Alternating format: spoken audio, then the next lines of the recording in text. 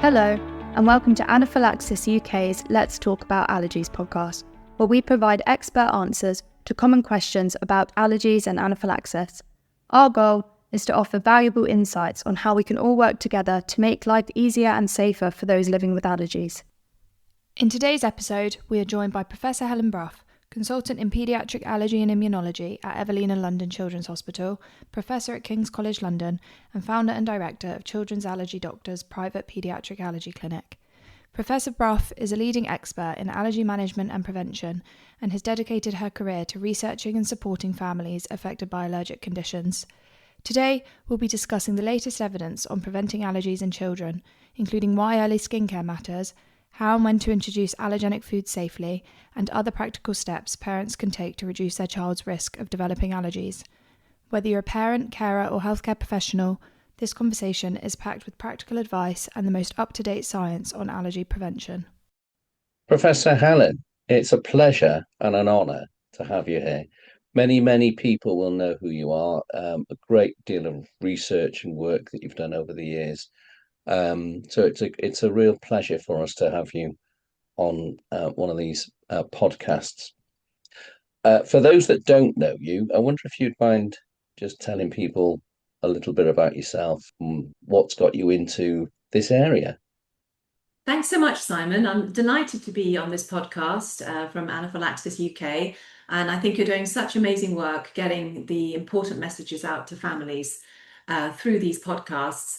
So my name's Helen Brough. I'm a consultant in paediatric allergy at the Evelina London Children's Hospital at Guy's and St Thomas's NHS Foundation Trust.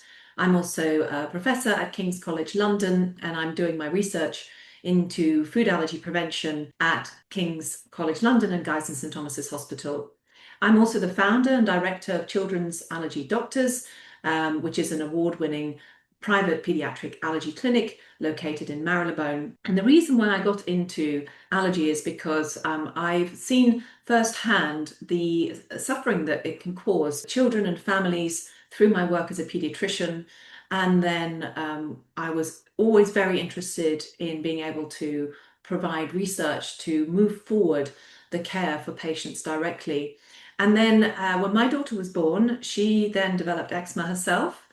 And I was able to effectively prevent her from developing food allergy using a lot of the research that I've used. She still has some eczema and still has some hay fever and asthma, but I'm able to have seen firsthand what it's like to live with a child that has allergic conditions, but also how to successfully prevent food allergy. And this is my passion, really, to provide simple steps of proven methodology to the world for people to be able to do this themselves and be empowered to be able to prevent food allergy in their child. So you've also developed a series of practical guides for parents on preventing food allergies, which we'll link in the description under this podcast. Why do you think there is such an interest in preventing food allergies in children? And why is it such an important public health issue? I'm really glad you've asked that question, Simon. The reason is that food allergies are rising rapidly and they are affecting millions of children worldwide. In the UK alone, hospital admissions for anaphylaxis have increased by over 600% in the last 20 years. And it's so important to know the simple, effective strategies.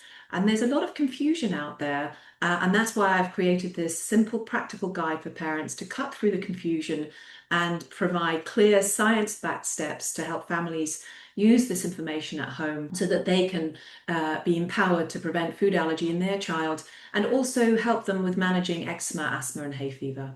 So when we talk about children who are high risk for allergies or babies who are high risk for allergies, what does this actually mean? Who are these babies that might be at high risk? There's a lot of research that's gone into this now, and the most important factor for the development of food allergy is having early onset eczema, particularly severe early onset eczema. These children have a 5 to 6 times increased risk of developing food allergy compared to those without eczema.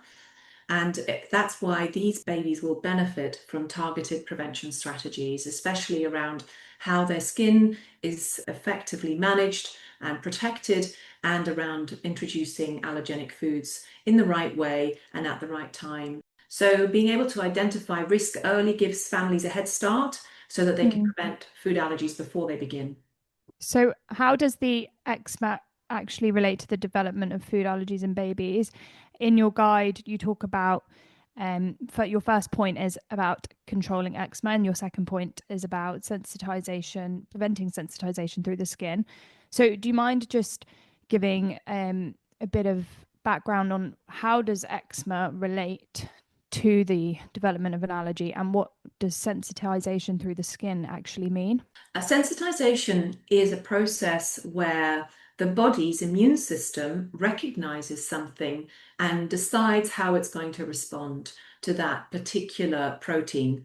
So it can either decide that it's going to have a tolerant response to that, and it's going to produce the right kind of tolerant antibodies, or the immune system can decide, I'm going to see this as a foreign pathogen that I need to try and fight, and that in the context of sensitization means that the immune system gets sensitized to this protein in a way that when it gets exposed to it again, then it is developing an allergic response and it's trying to expulse that protein from the body. So, for example, harmless proteins like grass pollen or protein from peanut could be seen as something that's an invading pathogen, and so the body then tries to get rid of it, and that's the constitution of an allergic response, an allergic reaction. So becoming sensitized through the skin is a hypothesis which has now been shown in lots of animal models and also in lots of research in humans, which looks at the fact that when you have an inflamed, disrupted skin barrier, which is what you get when you have eczema, then you can have allergens like peanut proteins, which we have quantified in the environment, going through the skin and then making the immune system see that as a pathogen. And what happens then is that the immune system in the skin then takes that into the lymph nodes near the skin and decides that it's going to start developing an allergic response to that particular food or other protein. So that is why when we have damaged skin or inflamed, disrupted skin barrier in a child that has eczema, there's the opportunity for things in the environment to get through that skin and then promote the development of sensitization first, where the immune system recognizes it, and then after that, allergy. And one of the things that I often mention is that when I see families in my clinic, they'll say to me, my child has never eaten peanut and has never eaten egg, but the first time I gave them peanut or egg, they had an allergic reaction. But the thing is that actually the child has been exposed to egg and peanut through the skin. So it's not the very first time they've seen egg and peanut, but it's not through the mouth. So what we want to be doing is we want to be exposing children to food allergens through the mouth and not through the skin. What's the importance then of moisturizing? So the first thing I want to talk about is what to do if the child's skin is healthy, so there's no dryness and no eczema. In that situation, then less is more. So if the skin is healthy, you don't want to be doing too much to the skin in terms of moisturizing or bathing. So absolutely less is more. Once the skin has dryness or eczema, then the skin is saying that it's got a bit of a problem. It's not able to protect from external environmental triggers, pollution, irritants, detergents, and also infections and allergens. What that means is that the skin needs a bit of help. And for that, what is really important is to use a good quality moisturizer to help the skin repair itself and to provide a protective layer on the skin. But it's really important that that's done in the right way, because otherwise, if moisturizers are applied in the wrong way, they can actually lead to sensitization to foods and they can lead to increased skin infections. What do you mean in the right way, though? So the really important thing to do is that when applying moisturizers onto the skin, it's very important that you're not inadvertently transferring more bacteria onto the skin. So it's very important to wash hands before applying the moisturizer onto a baby's skin. And also very important that if the family are prescribed a pot or a tub of ointment or cream, that they never put their hand inside the pot, because we know from research that that introduces bacterial contamination in the pot, even if the parents have washed their hands, because it's a medium in which the bacteria like to grow. And then each time the parents put their hands into the pot and then apply the cream onto their baby's skin, they're applying bacteria onto the baby's skin. And that then makes the skin more itchy, makes the eczema more severe, can introduce a bacteria onto the skin called Staphylococcus aureus. And that then makes the skin even worse. And the more they moisturize, they're actually making their child's skin worse. And a lot of the time, they've just not been told not to put their hands inside the pots. The alternative is just to use a clean spoon. They can just run the clean spoon under boiling water to sterilize it, then take it out of the pot and use that moisturizer onto the child's skin after having washed their hands. The other thing I see a lot of parents do is, instead of washing their hands, they put sanitizer on their hands first, and then they put the moisturizer on their hands and moisturize their baby. And that will irritate the child's skin, because the sanitizer has 70% alcohol, and that will irritate the skin of the baby. So we know that if a child develops infected eczema, and applying bacteria onto the skin is more likely to lead to infected eczema, the child has a much higher risk of developing food allergy. And the reason for that is that particular bacteria that I mentioned, Staphylococcus aureus, has certain toxins that it produces to survive. And what that does is that when the immune system sees those toxins, it goes into a sort of hyper alert state. And then when it sees environmental foods, for example, like peanut or like egg, it's more likely to have that pro-allergic response. And there was actually data from the LEAP study which showed that children that were colonized with Staphylococcus aureus had more severe eczema. They were more likely to have difficulty in outgrowing their egg allergy, and it was actually more difficult for them to introduce peanut early and prevent peanut allergy from developing, which is what the LEAP study showed could be done effectively in the majority of children that introduced peanut early. And we can come on to that later. The second thing is that some moisturizers have got food oils in them. So there was some work done by Gideon Lack, where he looked at a large cohort of children from Bristol in the ALSPAC study, and he found that in children with eczema, if they had had creams applied to them that had peanut oil on them, which is called arachis oil, they were far more likely to develop peanut allergy. And so there are many natural creams out there at the moment that contain seed oils and nut oils. And the concern is that by applying these small amounts of the nut and seed proteins onto the skin, that their application of the moisturizer might in itself be predisposing that inflamed, disrupted skin barrier to developing an allergy to those foods, particularly if the child has not yet eaten that food. So once the child is eating that food regularly, that food is then being seen by the gut immune system. The baby will be thinking in its immune system, this is good, this is fine, I can tolerate this. However, if it's seen first through the skin when they have angry, inflamed eczema, then the immune system is more likely to skew towards allergy.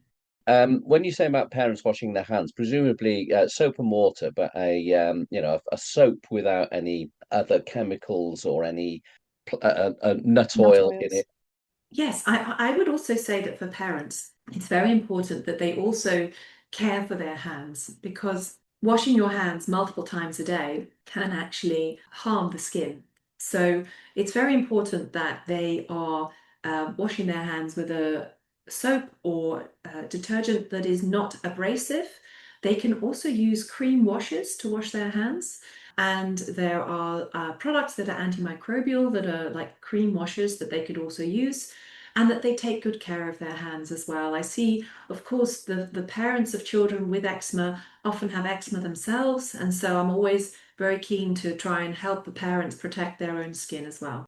So how often should you be moisturizing a baby who has eczema?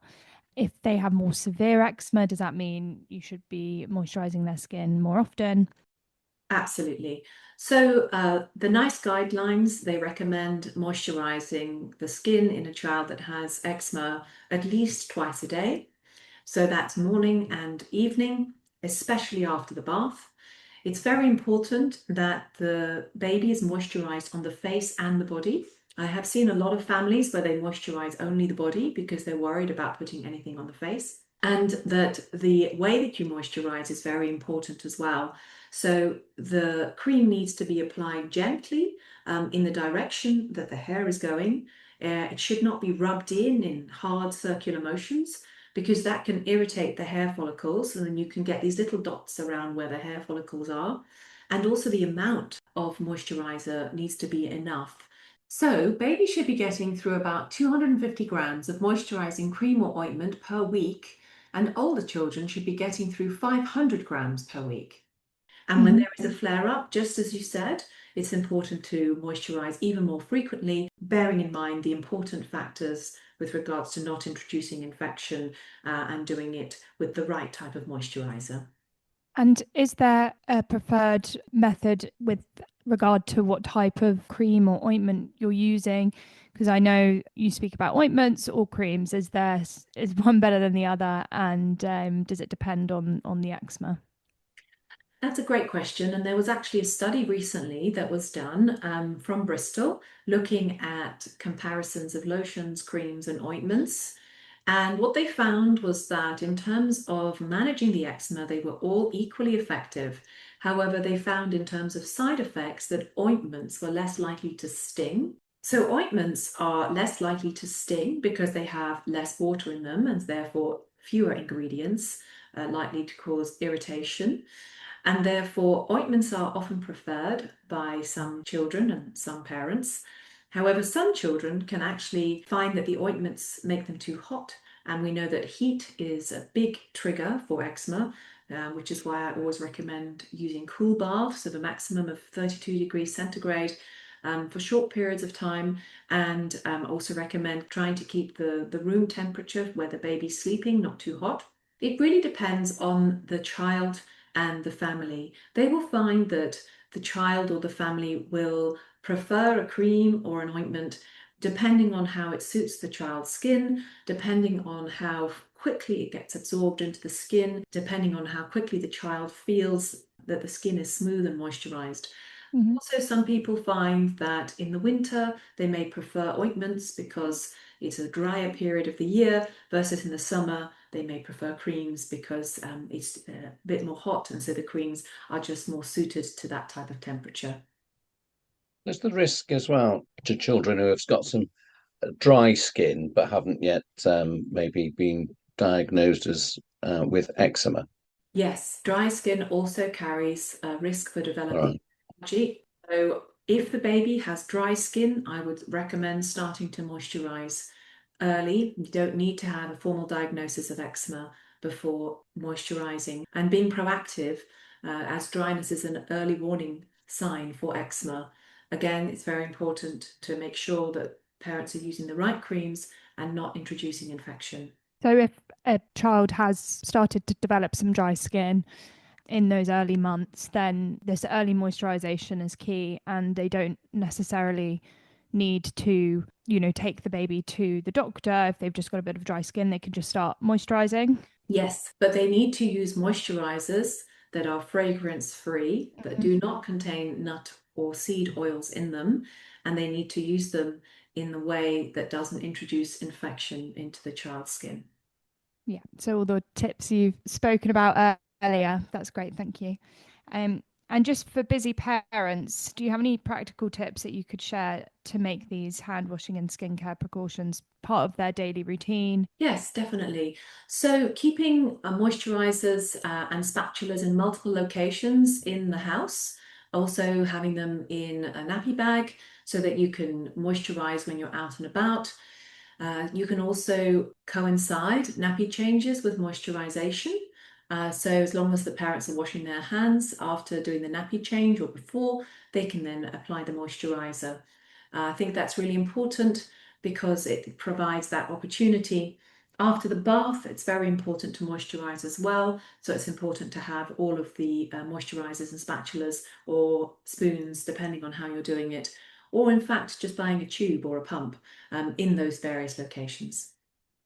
So in your guide, Helen, it mentions about avoiding the use of unnecessary antibiotics. How are antibiotics in early life? How do they affect the risk of developing allergies? So there have been studies now that have shown that babies who receive antibiotics in their first year of life have an up to 20 to 30% higher risk of developing eczema and food allergies later on. And the reason for that is that antibiotics disrupt the gut microbiome.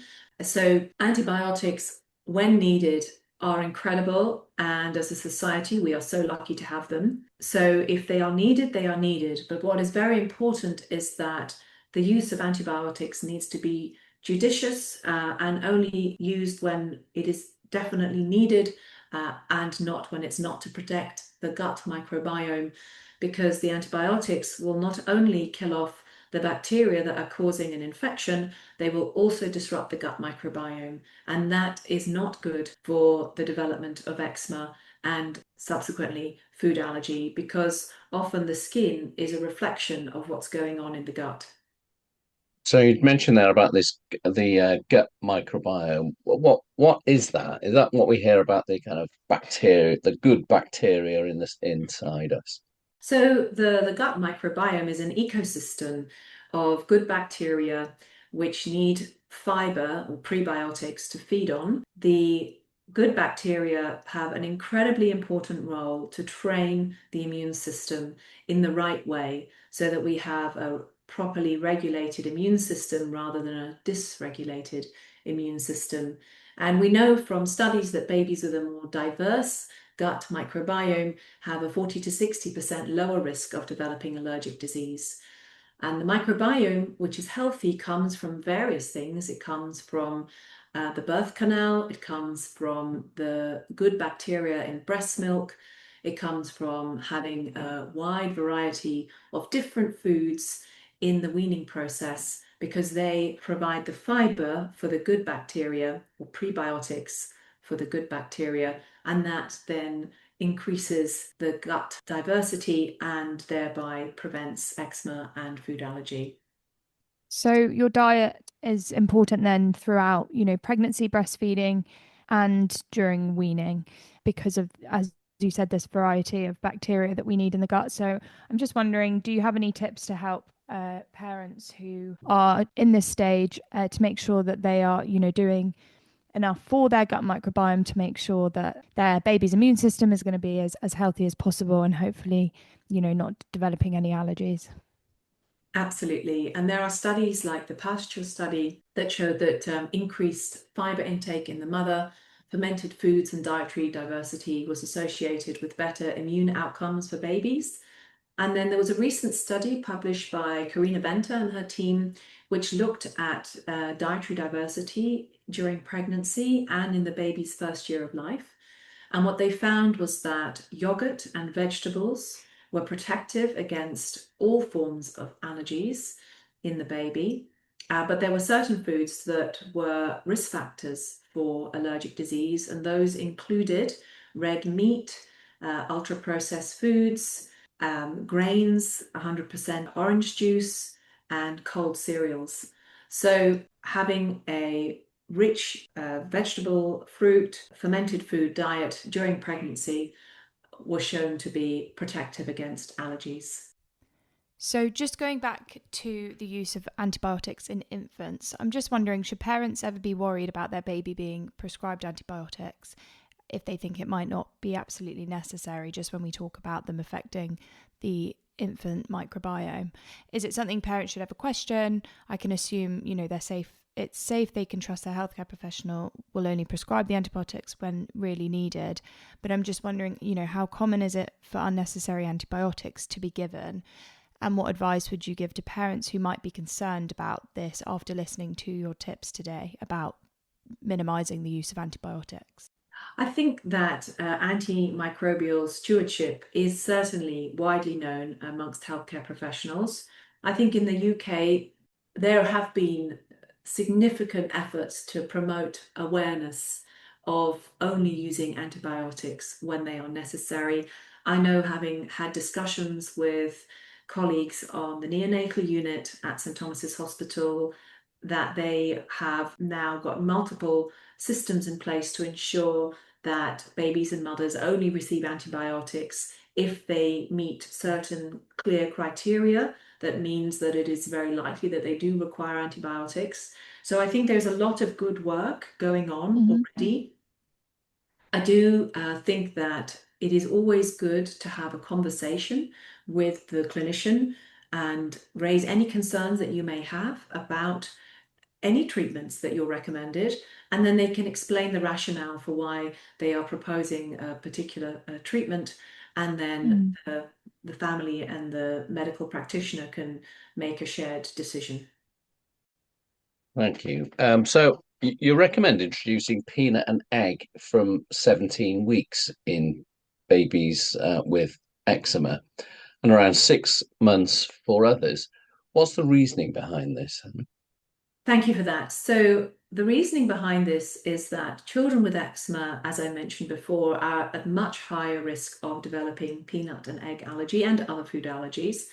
And egg allergy is one of the earliest allergies that develops. And I, unfortunately, have seen too many children in my clinic who already at 4 months of age are allergic to egg or peanut.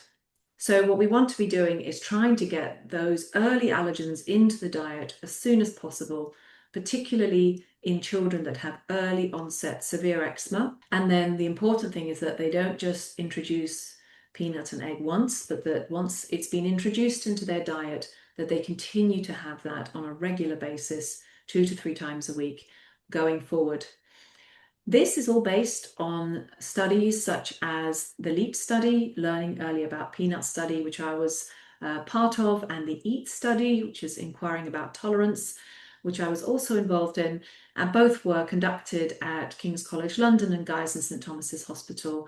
And they showed that early introduction of peanut and egg into the diet were extremely effective at preventing these food allergies if done in the correct way, particularly if able to introduce those on a regular basis and on an ongoing basis.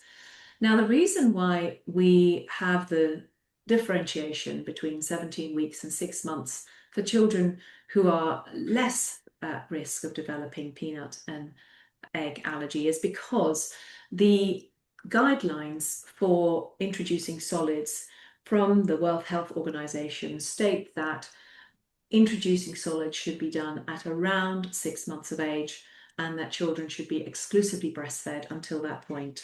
And so for the majority of children who are not at risk of developing food allergy or have a very, very low risk of developing food allergy, we recommend doing just that.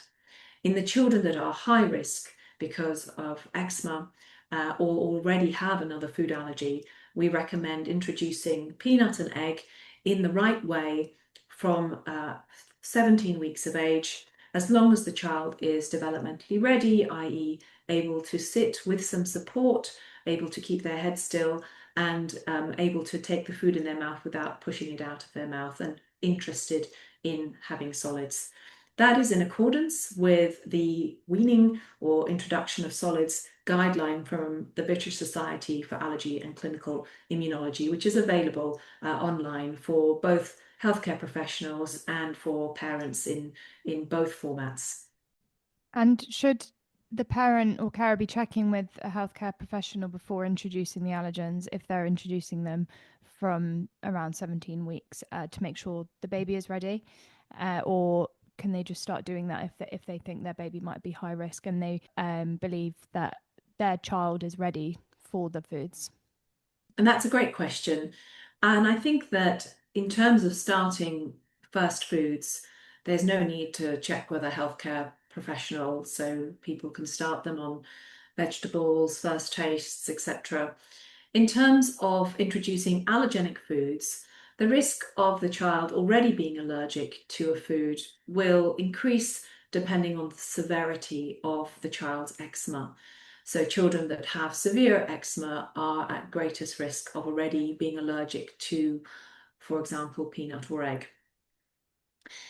However, allergy testing can help identify individual infants at higher risk, but systematically screening all infants with more severe eczema is not currently available in most areas, and it may not be effective. So families may wish to seek advice from a healthcare professional with expertise in allergy if their child has severe eczema, but this should not delay introduction of common allergenic foods beyond 12 months of age.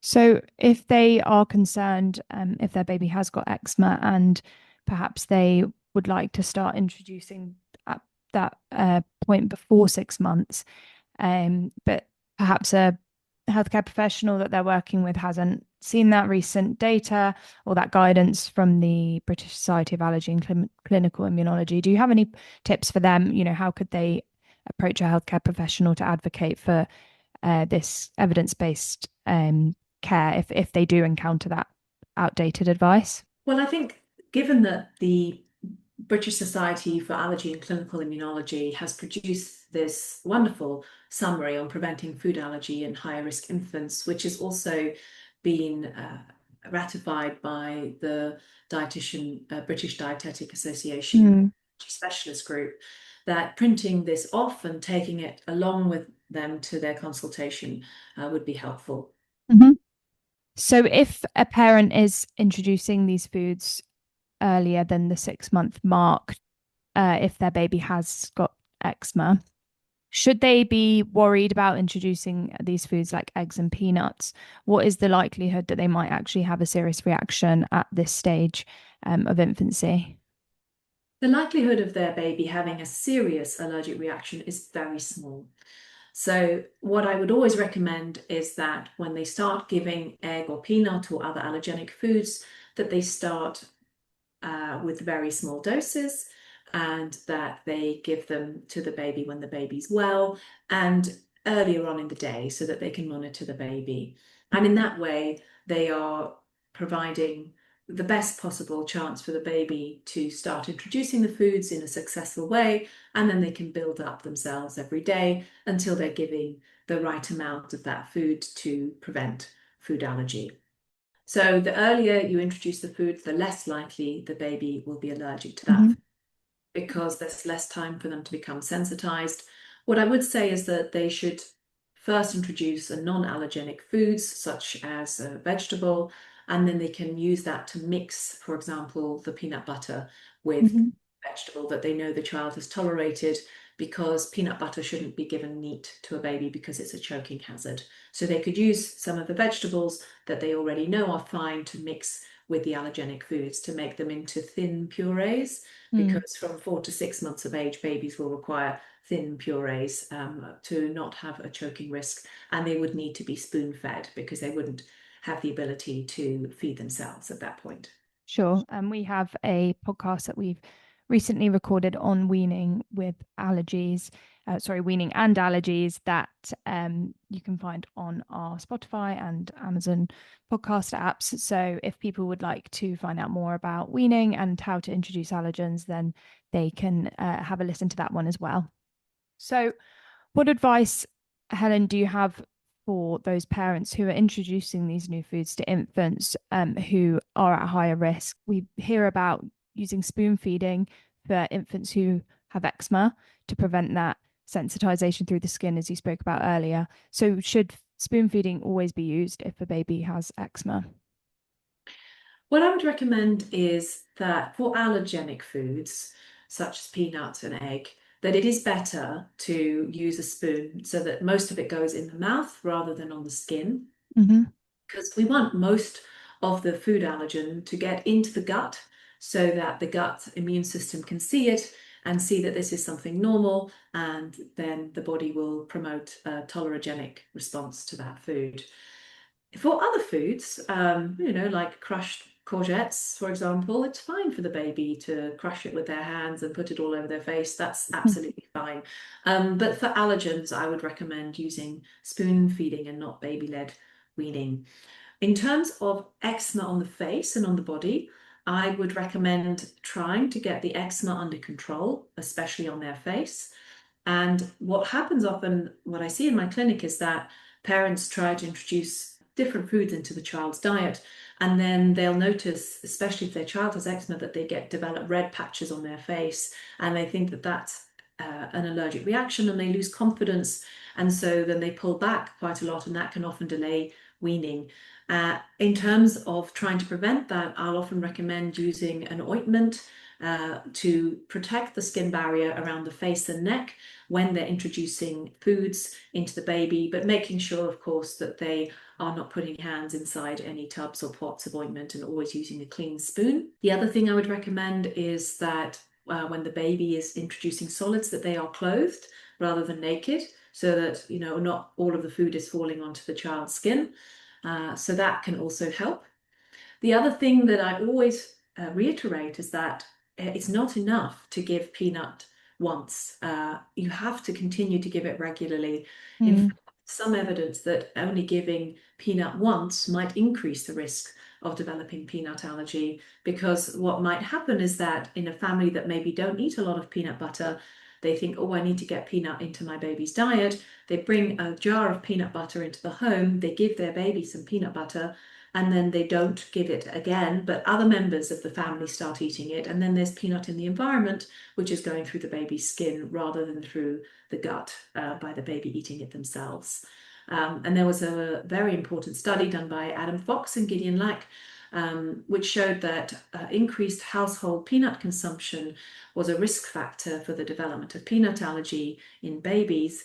But if the baby was eating peanut themselves, then having other members of the family eating peanut did not increase the risk of peanut allergy in the baby. So how often should they be having these foods then, once they're introduced? Foods such as peanut or other nuts and eggs? Yes, so ideally 2 to 3 times a week, and they want to be giving reasonable amounts of that food. Based on the LEAP study gave a teaspoon of peanut butter, which was then mixed with vegetables. So it would end up being more than a teaspoon in all, 3 times a week. And that over the space of 5 years was able to prevent peanut allergy by 81% at 5 years of age. And it's actually now been shown to continue to protect the children into adolescence, even when the children were then advised to avoid peanut for a year, and then were advised they could eat peanut as they wanted. So the LEAP study has had multiple publications now to show that this efficacy is long lasting. So I think that's really important, to give peanut 3 times a week. Then in terms of egg, generally we recommend that children have between half and a whole egg spread over a week, ideally given 3 times a week. What people find is that sometimes using boiled egg can be quite difficult for the child to accept. I recommend pureeing that and mixing it with vegetables, or if that is still not palatable, parents can then try well-cooked scrambled egg. Okay. And can I ask why it's just recommended to introduce the peanut and the egg early? Well, I recommend introducing peanut and egg first, because those are the allergens that are the earliest, some of the earliest food allergens that develop in infancy. And then after that, I will also recommend introducing other allergens depending on what the family eat in their home. So there are some families that eat a lot of nuts at home and some families that don't, but maybe they eat a lot of legumes at home. So I will always advise that whatever the family are eating at home, that the children should be eating those same foods, apart from honey, which is not recommended under the age of 1. And also, obviously, a baby needs to be having foods that don't contain too much salt and too much sugar. So for parents who might be introducing allergens to their infant at home, and who might have either an allergy themselves or they might have another child with an allergy, do you have some tips for those families? Yes, that's a very important point, and I mention it also in my leaflet, which is that if the family think that they're able to give the child, for example, egg and peanut regularly in the home without that posing a significant risk for another family member, then it's good to do that. However, if, for example, a parent or a sibling has a severe allergic reaction to peanut, and they think that it's going to be quite difficult to get peanut into the diet at home, then my recommendation is actually just to keep peanut out of the home completely.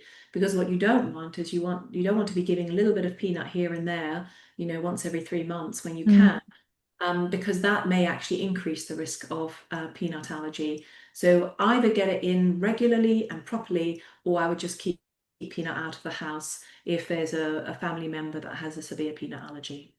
So if you can't get that in regularly, then Then don't don't. just start introducing it, Yeah. sporadically every. Yeah. Okay.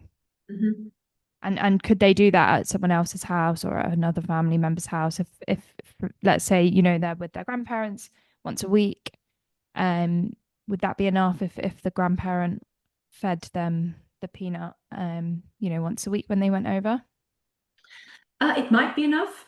We don't know the exact frequency of peanut introduction that's required. The data that we have is based on the LEAP study and the EAT study. And so we know, for example, with the EAT study, they did some modeling, and the minimum amount of peanut that was required for peanut allergy prevention was 2 grams of peanut protein, which is about a teaspoon of peanut butter per week. So that was what they found with the modeling data from the EAT study. So I would have to provide that answer, that a minimum of a teaspoon of peanut butter per week is all I could say that we have evidence for. There is another study called the Preventadal study, and what they did was they took close to 4,000 babies and they randomized them to skincare, early introduction of food allergens, and a combination of those two things. And the early introduction of food allergens was doing first tastes of peanuts and egg and other foods from 3 months of age, so really young. And they were doing first tastes by literally just putting some peanut butter onto the tip of the finger and putting that into the baby's mouth.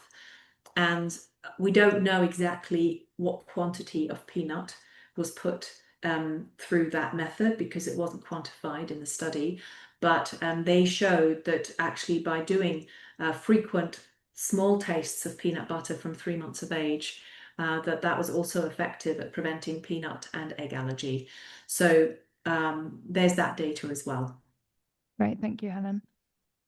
Sorry, Helen. So if we could just go back to making sure that eczema is well controlled before starting to introduce the allergenic foods. We've spoken about creams and ointments, and making sure you're not using anything that has any food oils in it, any nut oils or seed oils, and making sure you're using something that is appropriate for your baby's skin. I'm just wondering, when it comes to very severe eczema and steroid creams, steroid ointments, and if this is something that would generally be used on an infant who might have serious eczema. Thanks for that, Mary. And yes, I agree that it's really important to get the basics right first, so that you're using the right moisturizers in the right way, using the right bathing practices. And then after that, if the child still has eczema that is inflamed, red, and itchy, then it will not be enough just to use moisturizers, and some form of anti-inflammatory topical therapy will be required. Now, using topical steroids in a judicious way under medical supervision, using the right amount of steroids on the skin, has been shown to be safe as long as it is done in the right way. There are now, however, other non-steroid based anti-inflammatory creams that are licensed in the UK from 3 months of age. And so I will often see a child who has significant eczema, and I will start them on topical steroids, but then I will rapidly move them onto a non-topical steroid anti-inflammatory cream. Okay. And if a child does have serious eczema with the cracking and perhaps scabbing of the skin, I assume they should be really seeing an allergy specialist at that point to make sure the eczema is well controlled, or is that also something that a GP might be able to help with? At what point with the severity of the eczema should you be actually seeing an allergy specialist? Well, I think the first thing when it comes to eczema is to make sure you're getting the basics right. And a lot of that information is actually available on really reputable websites. So eczemacareonline.org is one of them that I would recommend people go on to. It's free, you don't even need to register, and it's interactive. So it's really, really good, and it's all based on research. So that would be my first recommendation. Then yes, in terms of getting topical steroids, these are often need to be prescribed. So parents would need to see a medical professional. This can certainly be managed by the GP initially. And then after that, eczema can be managed by dermatologists, by pediatricians, by allergists. If parents think that their child may have allergies or is at higher risk of allergies, and they want to be assessed for allergies, then yes, they can be seen by an allergist. But in terms of finding an allergist, depending on where one is in the UK, it may be easier to find an allergist in some areas than others. Sure. So are there any common myths or misconceptions about allergy prevention that you would like to address? Yes. So the first one is, I think that there was advice that was promoted up until 2009 that delaying allergens was able to help with preventing food allergy. And although that has now been shown to be inaccurate, unfortunately, there's still quite a lot of cultural memory about that. And so there are still some people who think that it's important to wait to introduce allergens until the baby is older, and that is definitely a myth. And I would recommend introducing allergens early into the diet. The second would be that there was old advice that children should be introduced to a new food every 3 days. And that, unfortunately, means that if you do that, it's going to take so long to get dietary diversity and introduce allergens into the diet that it's going to be counterproductive. And one thing I wanted to mention was some research that was done by Karina Venter and her team that showed that for each food that is introduced by 6 months of age, there's an 11% reduction in food allergy over 10 years. And they also showed from this UK birth cohort study that for each food allergen introduced by 12 months of age, there was a 33% reduction in food allergy over 10 years. So in order to be able to get lots of foods into the diet, you need to be introducing foods more quickly than every 3 days. So what I recommend is every meal they can introduce a new food, such as broccoli or courgette or sweet potato. So every meal they introduce a new food, and once they've done it once, then they can add that to the safe foods. When it comes to food allergens, I would recommend doing one a day so that they can just child for the rest of the day. So it's really about speeding up rather than slowing down.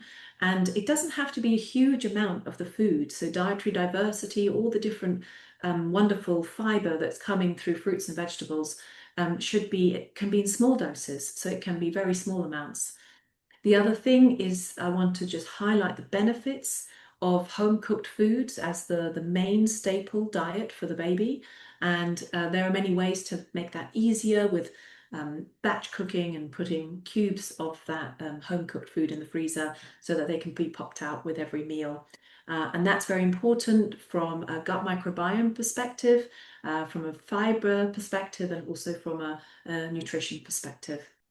And then the other thing that was previously advised, which again is in the cultural memory, was that mothers who are pregnant should avoid various foods while breastfeeding. And that has also not been shown to be protective against food allergy. So that is also a myth.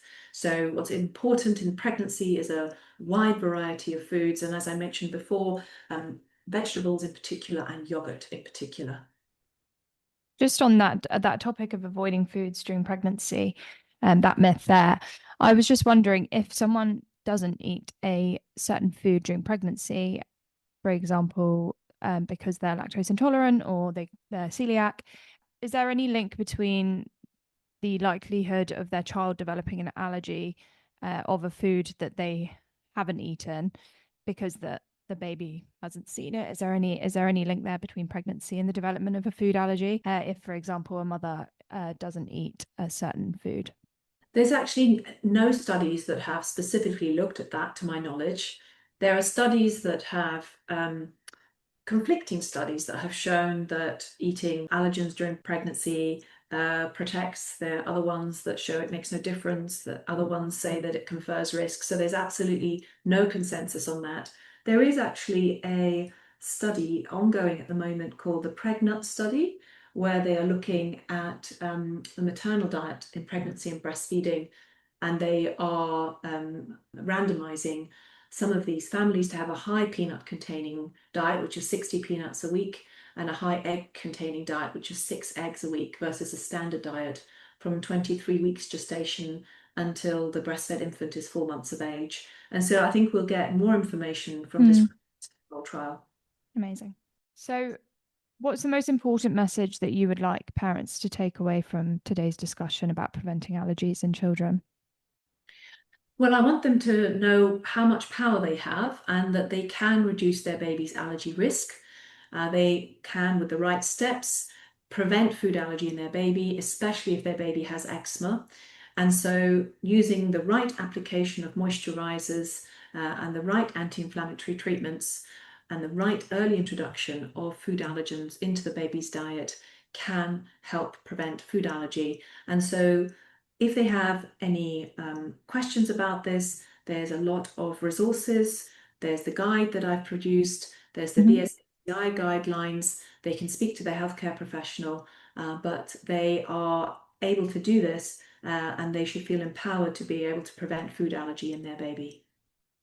And what about for healthcare professionals who might be listening? What could they do to support families who might be at high risk of having an infant with food allergies? I think healthcare professionals have a huge role to play in this, not just GPs, but health visitors, midwives. I think their first messages to parents are extremely important. So they can familiarize themselves with the BSACI guidance, and they can also educate families that they come across to ensure that they know that introducing peanut and egg early into the diet can help prevent the development of these food allergies from developing. Also, I think healthcare professionals can educate families on how to manage eczema, point them in the direction of great online free resources such as eczemacareonline.org, and they can advise them that it's important to manage the eczema well, not just for the sake of the eczema to prevent skin infections or skin thickening or changes in the pigment of the skin, but also to prevent food allergy. Thank you so much, Helen. That's been really good today. We've covered lots of different things, and as I mentioned, we will link to the guide in our podcast description. Thank you so much. I really enjoyed doing this podcast. We hope you enjoyed tuning in to today's podcast on this very important topic. To make sure you don't miss any episodes, you can subscribe to our podcast on your favourite podcast app, including Spotify and Apple Music. Finally, be sure to follow us on social media at Anaphylaxis UK to join in the conversation, and let us know if there are any questions you would like us to answer next time.